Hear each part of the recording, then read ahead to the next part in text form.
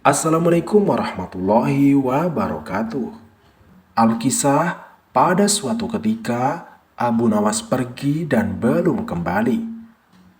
Kata istrinya, ia bersama seorang pendeta dan seorang ahli yoga sedang melakukan pengembaraan suci. Padahal saat ini Baginda amat membutuhkan bantuan Abu Nawas. Beberapa hari terakhir ini, Baginda merencanakan membangun istana di awang-awang.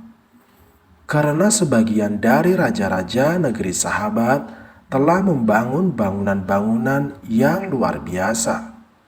Baginda tidak ingin menunggu Abu Nawas lebih lama lagi. Beliau mengutus beberapa orang kepercayaannya untuk mencari Abu Nawas. Mereka tidak berhasil menemukan Abu Nawas karena Abu Nawas ternyata sudah berada di rumah ketika mereka baru berangkat mencari. Abu Nawas menghadap Baginda Raja Harun al-Rasyid. Baginda amat riang. Saking gembiranya, beliau mengajak Abu Nawas bergurau. Setelah saling tukar-menukar cerita-cerita lucu, lalu Baginda mulai mengutarakan rencananya. Aku sangat ingin membangun istana di awang-awang, agar aku lebih terkenal di antara raja-raja yang lain. Apakah kemungkinan keinginanku itu bisa terwujud, wahai Abu Nawas? Tidak ada yang tidak mungkin dilakukan di dunia ini, wahai Paduka yang mulia, kata Abu Nawas berusaha mengikuti arah pembicaraan Baginda.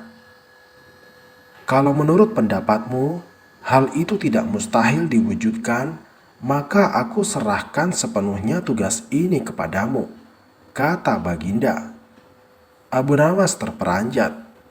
Ia menyesal telah mengatakan kemungkinan mewujudkan istana di awang-awang. Tetapi nasi telah menjadi bubur. Kata-kata yang telah terlanjur didengar oleh Baginda tidak mungkin ditarik kembali. Baginda memberi waktu Abu Nawas beberapa minggu. Rasanya tak ada yang lebih berat bagi Abu Nawas kecuali tugas yang diembannya sekarang. Jangankan membangun istana di langit, membangun sebuah gubuk kecil pun sudah merupakan hal yang mustahil dikerjakan. Hanya Tuhan saja yang mampu melakukannya. Begitu gumam Abu Nawas. Hari-hari berlalu seperti biasa. Tak ada yang dikerjakan Abu Nawas kecuali memikirkan bagaimana membuat Baginda merasa yakin kalau yang dibangun itu benar-benar istana di langit. Seluruh ingatannya dikerahkan dan dihubung-hubungkan. Abu Nawas bahkan berusaha menjangkau masa kanak-kanaknya. Sampai ia ingat bahwa dulu ia pernah bermain layang-layang. Dan inilah yang membuat Abu Nawas girang. Abu Nawas tidak menyia-nyiakan waktu lagi. Ia bersama beberapa kawannya merancang layang-layang raksasa berbentuk segi empat. Setelah rampung, baru Abu Nawas melukis pintu-pintu serta jendela-jendela dan ornamen-ornamen lainnya.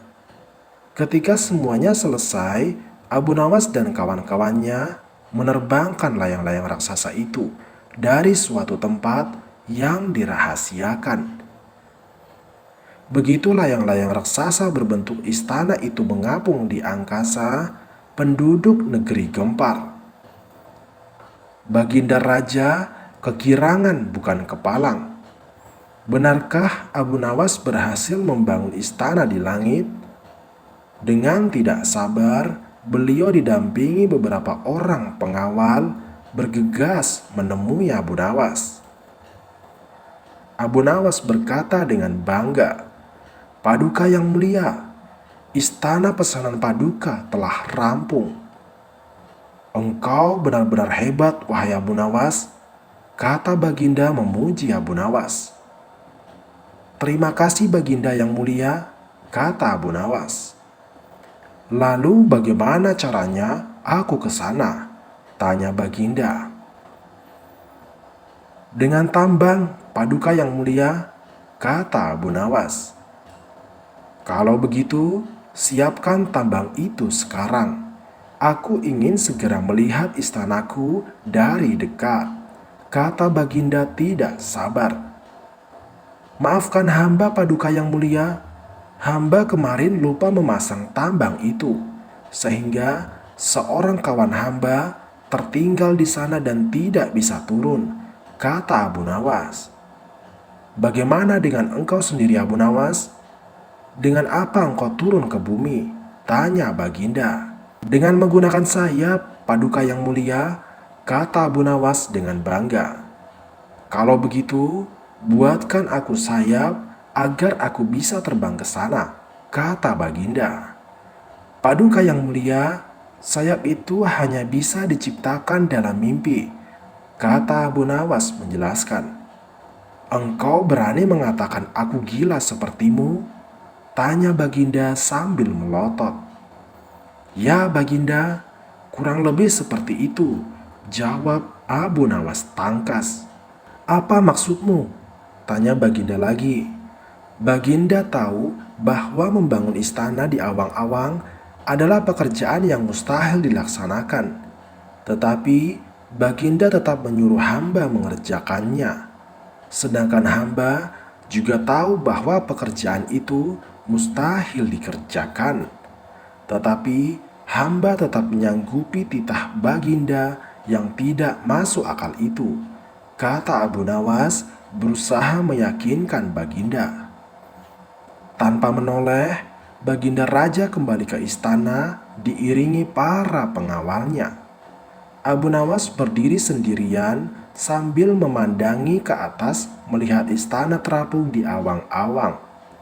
Sebenarnya siapa di antara kita yang gila? Tanya Baginda mulai jengkel. Hamba kira kita berdua sama-sama tidak waras tuanku, jawab Abu Nawas tanpa ragu. Wassalamualaikum warahmatullahi wabarakatuh.